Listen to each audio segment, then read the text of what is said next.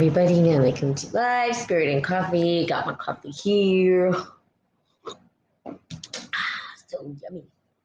And it's cardamom and cinnamon and all that great stuff. So I am literally was going to be super early this morning, and then I have technical difficulties. So I don't know what was going on. The Podbean wasn't doing, and it was running slow, and it was a lot. Okay, so here I am anyway. So let's get started. For my audience of 2, me, myself, or 3, me, myself, and I. That's the audience right now. Okay, so let's get started. Basically, a lot is going on, and I was talking about speaking your authentic truth, and that's a lot of the reason why we started talking about that was because one of the people who showed up started talking about speaking their authentic truth and connecting into what that means for them, and then understanding how relationships and how we deal with relationships in light of that. And so we just started to communicate about speaking your authentic truth and what it takes to actually do that. And also remembering that we get to honor who we are as individuals. And as we honor who we are, that we also are gentle with ourselves in the process of doing these things. And that's a big key, is to be gentle with yourself. Know that the divine timing or God's timing or creator's timing, whatever you call it, timing is perfectly perfect. It happens at the perfectly perfect time. And sometimes we want it now, but here's the deal. We call it like an accelerated state, where things start to happen and we catch a wave and we accelerate like crazy. And we're like, wow, how did that happen? How did I go from, feeling like there was nothing happening to that everything's starting to show up and it's just synergizing and one after the other? Remember that we must be able to handle the small things, the little things, the tiny things before we can handle the big things. And I've talked about that before in terms of like money, right? Most people are like, well, if I just had enough money, I would do this and that and the other. And really, some people are worse off when they have more money in their hands because they didn't understand how to manage the small amounts of money or the small amounts of energy or the smaller tasks that they were given. And because of that, because they weren't able to handle those smaller tasks, right? They didn't understand how to maneuver into the bigger tasks. So just remember that, right? Or don't, it's up to you, of course. Good morning, whoever that was that's sending love. Cheers to you. Good morning, good morning, good morning. And so the little tasks. Now the little tasks are the little things that get us to the bigger task. So if you're working on something, projects or your family or relationship or whatever it is, and you guys are, please chime in and tell me what you're up to. I'd rather talk about and support what your guys are going through than, I could talk about myself all day, as you guys know. So I do a lot of different things, but the little tasks. So if you were saying, I'm going to work on this relationship, or I'm working on relationships right now, and I need to figure out how I'm going to work on it, what are the little things that you need to do in order to get there? Do you have healthy relationships in your small relationships that you have, so that you can then handle a huge relationships? Are there little things that you get to accept until you can step in fully into what you're asking for? So remember, it's baby steps, right? It's like the ant. The ant, like if we looked at the ant pile, it's one sand at a time, right? We see these ants working together.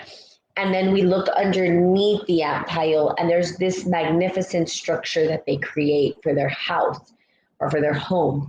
But on top, we see an ant pile. They do it slowly. They do it with care. They do it, they're little worker ants, and, and you see ants, how they work. Ants are quite a little amazing creatures, actually. Teamwork, right, is a big thing with them. But it's a little at a time. They know that it's not all at once. I mean, I don't know if they know, but they just, with natural law, because that's what they're operating in, is God's law, natural law. They're naturally just doing this. They're naturally saying, okay, Naturally, this is my job. I know my directions. I know what I'm supposed to do. Like they have their instructions, it's inherent in them. They know it. And so they just listen. The thing with humans is that we overcomplicate it, right? With our thoughts and all that kind of stuff. We have the magnitude to create even bigger than an ant pile, right? Or bigger than an ant structure internally. Like we have the capability, but we sometimes think that we need to get to the end result instantaneously. Like, oh, I have to have this mansion done overnight. Oh, no, that's not how it works. It's a little bit it's one brick at a time. So there's this castle that this gentleman created here.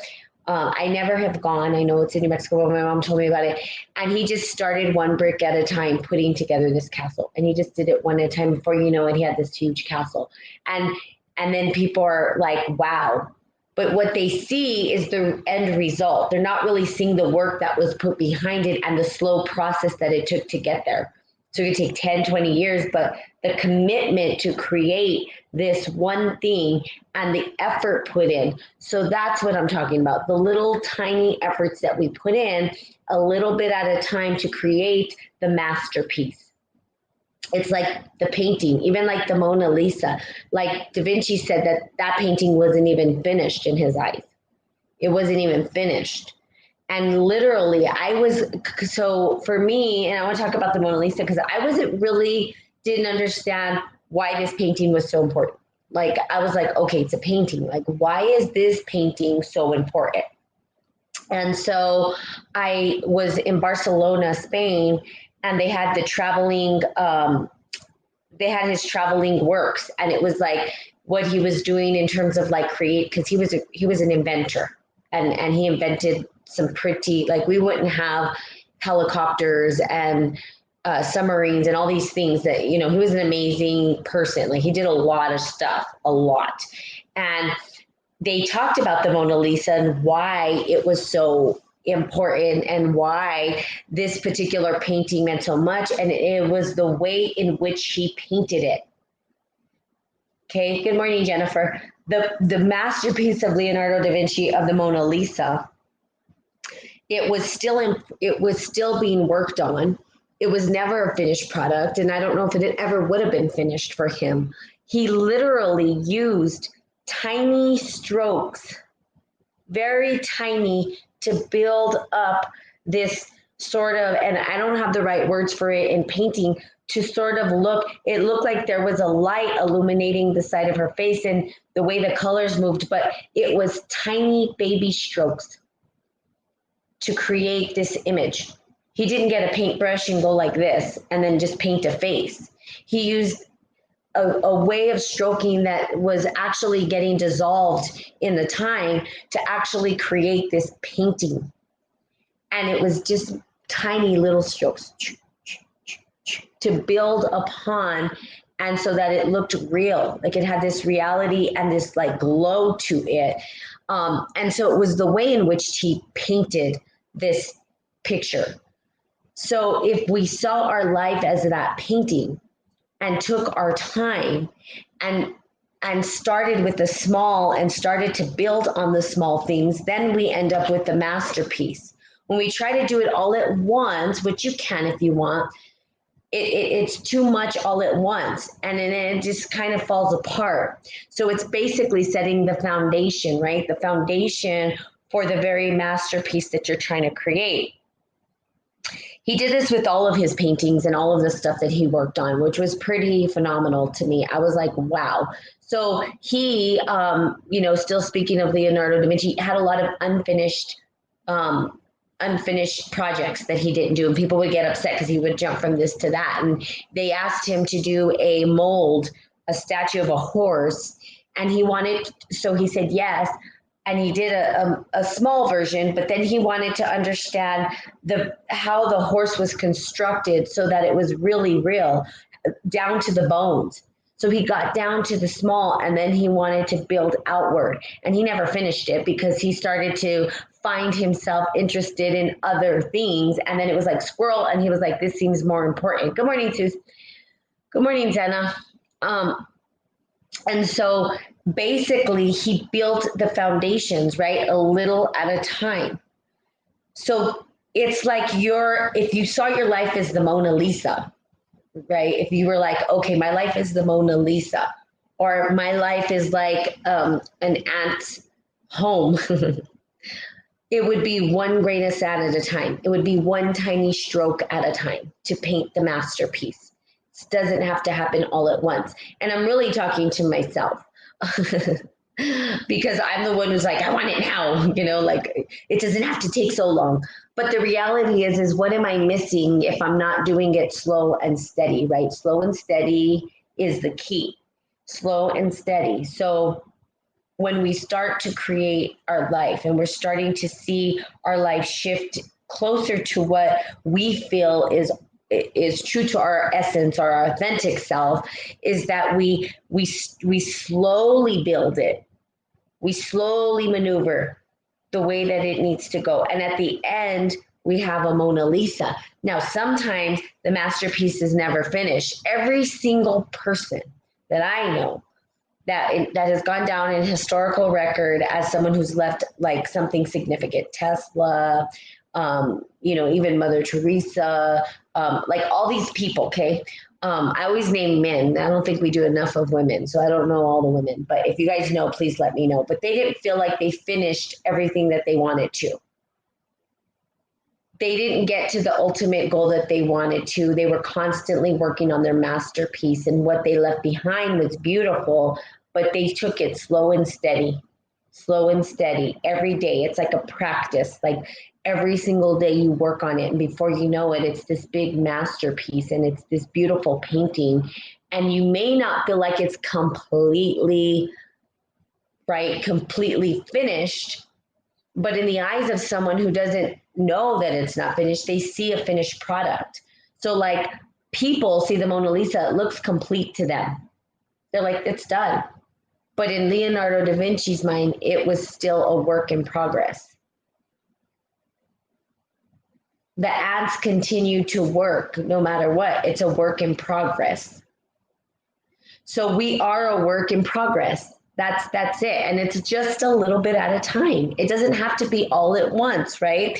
And you build and you build and you build and you build, and every day it's a practice. It's sort of like this platform of Spirit and Coffee. I do it, it's a practice of mine. I've been doing it. And now I look back and I have 5 billion hours of Natalie talking. Which is just, it's funny, but it's a masterpiece and it's in progress. And am I ever going to feel like I'm complete? Probably not. Is anybody going to listen? Yeah, I have few. And that's what's important, quality over quantity, right? So even if it's 2-3 people, that's fine with me, right? It doesn't have to be a billion trillion people. It's not the point. But it's still a work in progress. I'm working on my masterpiece. I'm working on me, which is my masterpiece, like my self-awareness, who I am as an individual. How do I reach a state of altruism to give back to humanity? That's, the masterpiece I'm working on. Your masterpiece can look whatever it is for you. Whatever it is you're working on, it's yours, right? And it's a little bit at a time. It doesn't have to be all at once. And I know that time is like, oh my God, the time's going to run out and stuff. As long as you're committed to it and you're working on it, that's fine. That's fine. It's just a little bit at a time. It doesn't have to be all at once. It's okay to take these breaths. It's okay to just chill out for a little bit. And so, hey, Curtis, I think that was you. Salud. I don't know who's on here, so if I don't say good morning, please tell me you're here so I know. And so again, the masterpiece. Now, I really, like I said, Leonardo da Vinci did some pretty amazing things.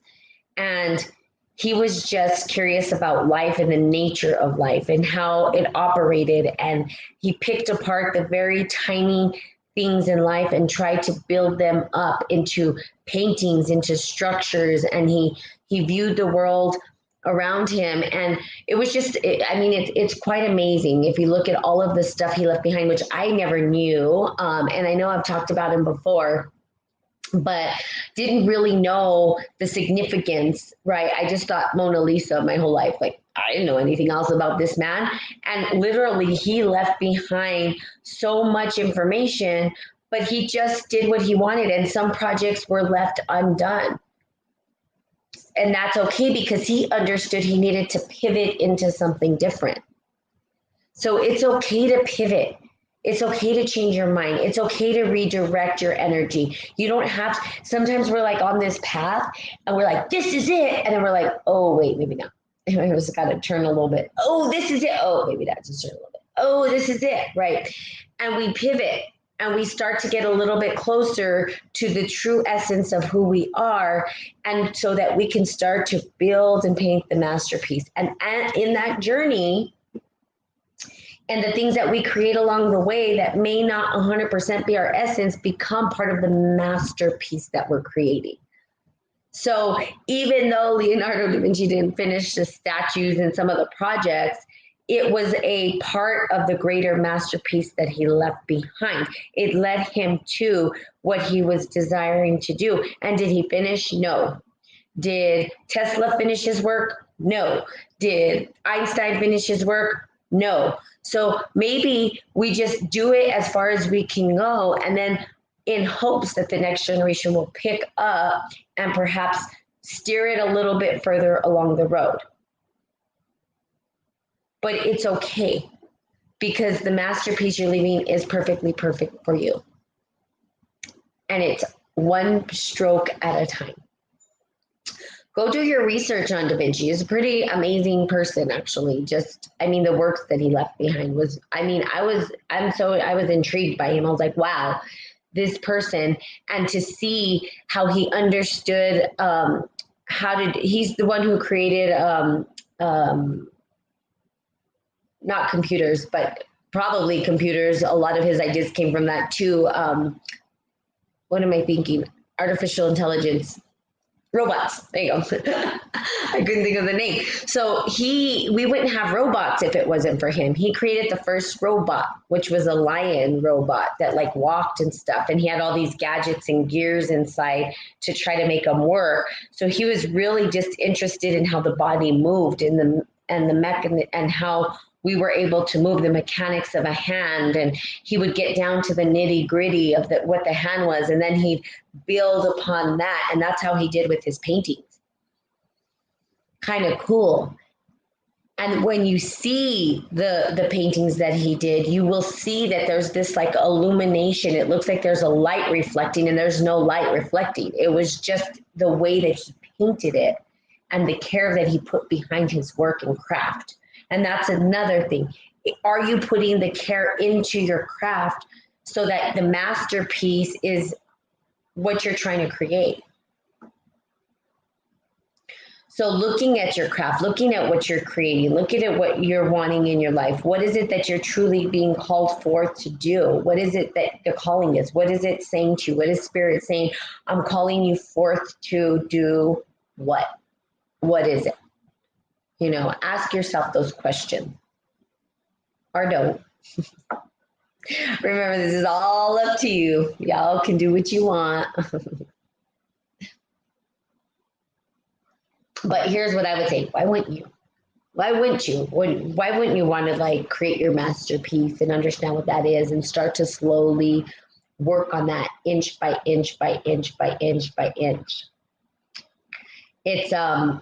It's like this coloring book. I have a coloring book in front of me, but it's like the coloring book, right? It's like you start to color it and you're like excited when you get started, and then you're like realize it's a lot of work, and then there's like these tiny little things, and after a while you're like, I gotta step away, and then you step away and you come back, and then when you do color the whole thing, it's this beautiful masterpiece. May not feel complete, but it's completely complete for you. And sometimes we have to walk away, and sometimes we leave projects undone, and that's part of it. Like I have projects that I have not completed. I have a book that I started to write. Good morning, Nicole. Yay, how are you? Salud. I have a book, And the book is a women's meditative book that I started to write, and it's based on the healing affirmations for women. And it's there. It's pretty much about, I'd say, 90% complete. And it's been there for probably, I want to say like 6 years, it's there, just kind of hanging out. Is it finished? No. Could it be finished? Sure. So again, there are projects, right? That sometimes we just like, and then we redirect, and we know that they're there. So will it end up being a masterpiece? Sure, it could.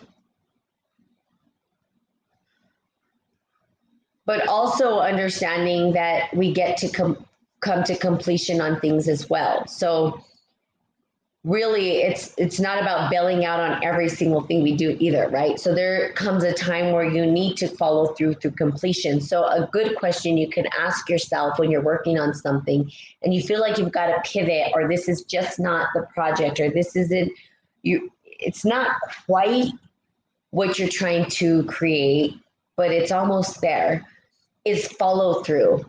You have to ask yourself, do you have problems completing tasks and completely getting them done? There was times in my life where I had these projects and wouldn't follow through completion, and I had to learn how to do that. So you've got to ask yourself that too. So I will say that, like, yeah, although Leonardo da Vinci had unfinished projects, he had a whole lot of finished projects, like a lot. So you've got to ask yourself those questions, like, oh, okay, am I like, am I bailing out on this project again? And like, just because I don't want to finish or follow through. And sometimes we have the fear that, and this is really an interesting topic for especially leaders, right? Leaders, people who are in leadership, and stuff like that, is sometimes it's scary. And this may not be true for you, but it's scary that we know that once we finish the project, it's like, well, then what's next? Is there a next? And so we're almost afraid to close it up because it's like, well, it's done and it's final. Close the circle on that, right? You can open up for something new to come in as well. So there's this fine line. And I would say that, in between, ask yourself, is this like, do I never finish projects? Do I just start projects and never finish some of them? Like, to be able to see things through completion is a whole other thing. And then on the other side of that, so there's levels, there people are experiencing different things, but also sometimes people will follow things through completion, and instead of celebrating the completion, they go on to the next thing. And then there's those people, which I've done that too. Okay, I'm done with this. What's next? Instead of saying, wow, look at what's been created, let's celebrate a little bit, be proud, and then we can move on to the next thing. Just take a moment to recognize what was done or completed. So again, there's levels to this, but remember, you're painting your masterpiece, and every piece that goes into it, even the incomplete parts, are part of the masterpiece. And it's cool, and that's good. So what is it that you guys are creating? Does anybody want to share? Anybody working on something? Doesn't have to be a material thing, right? It could be spiritually, it could be whatever it is for you. Anybody want to share? Fix myself. Y'all can share. And if you don't, that's okay too. I tell you what I'm working on, and I can wait and see if somebody says something, but I'm working on I'll tell you what I'm working on without saying the entire thing, because I feel like it's something that I just, it's a personal thing that I don't 100% want to share yet. Of course, I will share it with you guys eventually, because I share my whole life with you guys. But it is in the realm of learning, getting deeper into my studies and practices, which is exciting for me because I'm a student, I'm a scholar of this planet, of this earth, of understanding, the human condition and reaching out and really understanding how people operate mentally, spiritually, physically, how to communicate in a way that would support people spiritually, emotionally, support to facilitate that opening. And so working on educating myself, learning, being a student, dropping into being a student, into the flow of being a student again. Always, actually, I'm always a student, but really honing those skills from people who may be able to refine pieces of the practice and what I'm up to.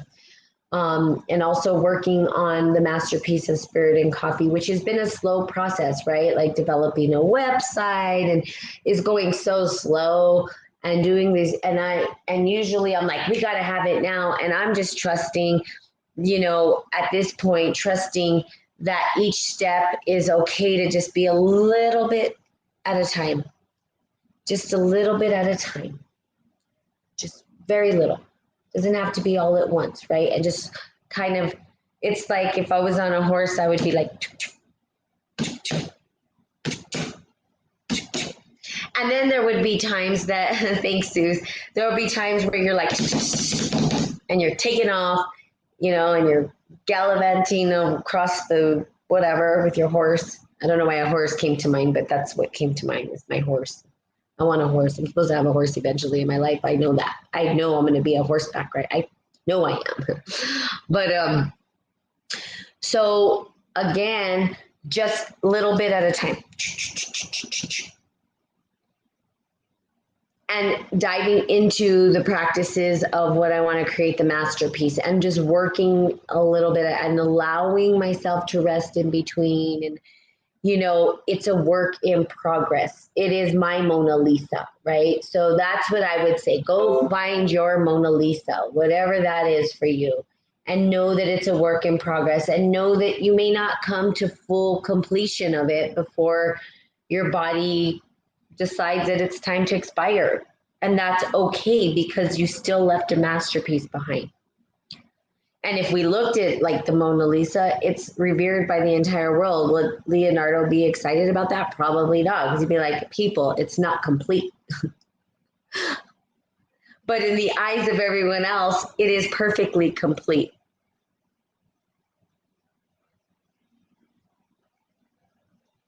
So it's okay. Your masterpiece is a work in progress, always. Your journey is a work in progress. You don't have to be perfect about it. It's not going to be because we're in this state. We are in a state of the illusion, the grand illusion for this particular dimension is separation, right? So we see life as a duality. So we're never going to be 100% complete with what we feel is our masterpiece, because we exist in this space where it feels like things are incomplete all the time. Because why? Because we're seeing life as though it's separate. If we felt like everything was complete, one whole thing, and we weren't trying to like re-bridge the separation, we wouldn't do anything because we would understand that it's just one, and maybe we would just disappear back into the oneness and flow. But we're not. We are experiencing life as a separation, and we're trying to connect to that oneness through our divine journey and masterpiece. That's what it is. We're painting this thing that we feel is never going to be complete, but it already is complete.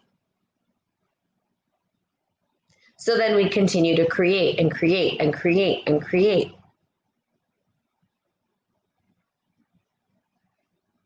Good morning, famous king. Is that what it is? Famous king. I don't know if that's how you say it, but I like the H's, so I'm like, And so then we continue to create. and we paint our masterpiece, and then we just, there you go. It's the journey is the masterpiece that we're creating. Yeah. Yeah. That's what we say in our family. Yeah. Yeah. um, so again, go and do a little bit of research on Da Vinci, the Mona Lisa, and why that paint, if you haven't already, or don't, it's up to you. But that's exactly why. And I started to understand, like, oh, wow, okay, he was using a process on this painting that was already getting dissolved, that he learned from he was under he was a student of other, I don't know what we want to call them, professors, or, he was a student, and they taught him a practice that was kind of just dissolving and going away. And he utilized that practice, that one simple practice, in everything he did. And that practice led to his great works, because what he did was take apart the very thing. So he almost deconstructed it, right? Or de-engineered it, or what do they call it? Reverse engineered things, right? And I'm talking about like people, like he did some pretty grotesque stuff too. Like, I call it grotesque because I couldn't do it, but he went and he took apart the cadavers and like cut into skin and wanted to see how the body operated. And, at that time it was against the law, in the church, it was against the church to do that, but he did it all undercover to try to figure out how the body operated and functioned. He wanted to know the very fibers, the muscles, the bone. How did the bone operate? How did it bend? What was in between the bone? He was very curious to the operation of natural law and God's law. And I think he was trying to sort of be an inventor and co-create with God things in this realm. And that's really the invention of his life. And so for you, it's not necessarily you got to be Leonardo da Vinci and start cutting up, cadavers or whatever. But for you to say, how do I pick apart the fabrics of my life to figure out how to build a foundation? Because if we have a base and a great foundation, then we build from there. And what we build on top of that foundation is going to be sturdy. It's going to last. It's like the three little piggies, right? We know about the wolf and how he blew the house down. When we go back to kids, it's what it's telling us. The message is build a foundation that's firm. And when we know that we have a foundation that is firm, we can then start to build a structure that we know is not going to fall apart. It's not going to, if we blow on it, it's just going to be there and it'll stay firm, in place. So deconstruct is taking apart the layers of what's holding you back, get to the nitty gritty, and then find those tiny little pivots that you need to make. I call them 1 degree pivots. I guarantee it's just a 1 degree that you need to make in order to change your entire trajectory of your life. It's just a 1 degree. It's not, you don't have to go 180. It's just tiny. And there's just a tiny little tweak you need to make. That's what I was talking about the other day. And once you make that little tweak, it can open up all new possibility. And then you can set the foundation that you need to in order to operate and function. Okay, so you can or cannot, of course, it's up to you, it's a choice. But that's it, just that tiny 1 degree. And then everything starts to change and shift. Okay. If you don't know how to get to the 1 degree, reach out to me. And we can see if we can support you in getting to your 1 degree, or share on here and we can have a conversation through Spirit and Coffee as well, so that you can figure out what's your 1 degree. Okay. So there you go. That's what I'm operating on. The 1 degrees now, the little baby things, the little fine tuning that needs to happen in order to complete. And it's probably not complete, but in order to feel like I'm getting closer to completion of divine masterpiece. Okay, awesome. Right, so there you have it. I love you guys. I will be seeing you guys tomorrow. Salud, salud, salud to you. Have a most beautiful day. Taco Tuesday. So there you go. And have a fabulous day. And I will see you guys tomorrow. You're a masterpiece, dudes. You spot it, you got it. Okay. Love you guys. Bye.